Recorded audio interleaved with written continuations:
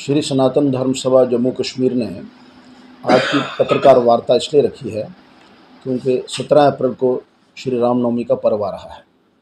वैसे इसकी कोई ऐसा नहीं है कि बड़ा महत्व कोई ऐसी बातें करनी है। रामनवमी का पर्व तो हर वर्ष आता है, तो भी धर्मार्थ ट्रस्ट और श्री सनातन धर्म सभा मिलजुल करके इस पर्व को मनाते हैं। प्रशासन द्वारा जो व्यवस्थाएं की जाती हैं उनमें कई बार कुछ कमियां रह जाती हैं। तो इस पत्रकार वार्ता के माध्यम से मैं ये भी सूचित करना चाहता हूँ प्रशासन को कि कमी ना रहे। कृपया वो ध्यान दें कि रामनवमी के पर्व पर मार्ग सड़कें जो हैं वो जिस रूट से यात्रा जाएगी वो ठीक रहें, व्यवस्थित रहें, ताकि झांकियाँ ठीक से निकल सकें। बिजली के खंभे पर तारें लटकती रहती हैं, वो उनको पहले से ही उठाकर इस प्रकार स्थिति में रखें कि झांकी ठीक से निकल सके, संकट ना कोई आए। तो इतना एक निवेदन उनसे करना था। बाकी हमारी जो श्री सनातन धर्म सभा से यात्रा चलती है वो श्री सनातन धर्म नाटक समाज दीवान मंदिर पकाडंगा जो है वहाँ से राम दरबार का सजा हुआ रथ वहाँ से आता है। वो यहाँ आता है गीता भवन के दरवाजे पर, गेट पर। यहाँ उसकी पूजा अर्चना होती है और वहाँ से जहाँ से ये वाया शालीमार और इंदिरा चौक के नाम से हरी मार्ग पर होते हुए रघुनाथ मंदिर पहुँचते हैं। वहाँ से झांकियों के साथ फिर सारे रथ चलते हैं, सब झांकियाँ चलती हैं। रघुनाथ मंदिर का रथ भी आता है और रेजिडेंसी रोड, राजेंद्र बाज़ार, कनक मंडी, सिटी चौक, ये ओल्ड हॉस्पिटल रोड से होकर के जैन बाज़ार, पकाडंगा, चबूतरा वगैरह, मोती बाज़ार और फिर गीता भवन के इस रास्ते से शालीमार से होकर के हरी मार्केट से होकर के वो रथ यात्रा चलेगी। तो सभी लोगों को कैसे आप इनवाइट करते हैं कि इसमें बढ़ चढ़ कर आइए? हम लोग संगठन की और संस्था की ओर से निमंत्रण देते हैं, टेलीफोन करते हैं। जम्मू महानगर में जितने भी मंदिर हैं वहाँ हमारा संपर्क है। मठ मंदिर विभाग है अपना सनातन धर्म सभा का, वहाँ कार्यकर्ताओं सूचना देते हैं, सबको बुलाइए। सभा की मेंबरशिप है 400-500, उनको सबको बुलाते हैं। धर्मा ट्रस्ट वाले भी अपने संतों को वहाँ सब लोगों को बुलाते हैं। इस पर प्रयास रहता है अधिक से अधिक लोग आएँ। और आपके द्वारा भी हम आह्वान करेंगे अभी सारे राम भक्तों से कि इस दिन वो शोभा यात्रा में सम्मिलित हों, सभी बंधु भगिनी बच्चे। और यदि कोई वृद्ध नहीं हो सकते तो अपने अपने स्थानों पर, मंदिरों में, देव स्थानों पर रामनवमी का पर्व ठीक से मनाएं।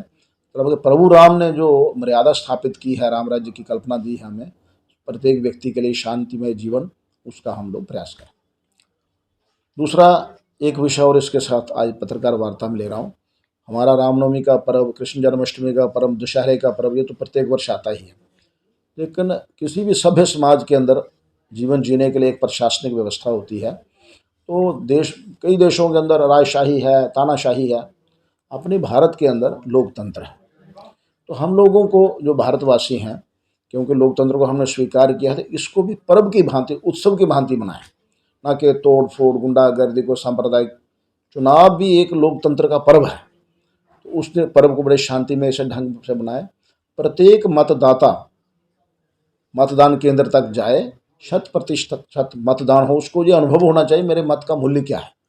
और मतदान करते समय ये विचार ध्यान में रखना है कि मैं राष्ट्रभक्त ताकतों के लिए या राष्ट्र के हित में मतदान कर रहा हूँ, ताकि मेरा देश जो है परम वैभव पर जाए, मेरा देश जो है विश्व गुरु का स्थान हासिल करे।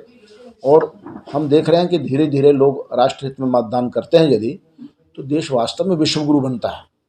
पिछले दिनों हमने देखा है, आपकी पत्रकार वार्ता माध्यम से, मैं इस चैनल के माध्यम से समाज को सचेत भी करना चाहता हूँ, जागरूक भी करना चाहता हूँ, स्मरण भी करवाना चाहता हूँ कि ये इतिहास में कभी हुआ नहीं कि एक देश का राष्ट्र प्रमुख जो है दूसरे देश का राष्ट्र प्रमुख उसके पैरों को हाथ लगाए। लेकिन पिछले दिनों हुआ है। न्यू पपुआ गिनी के जो राष्ट्रपति थे, उन्होंने इस देश के राष्ट्र प्रमुख के चरणों को हाथ लगाया और कहा मेरे बड़े भाई हैं।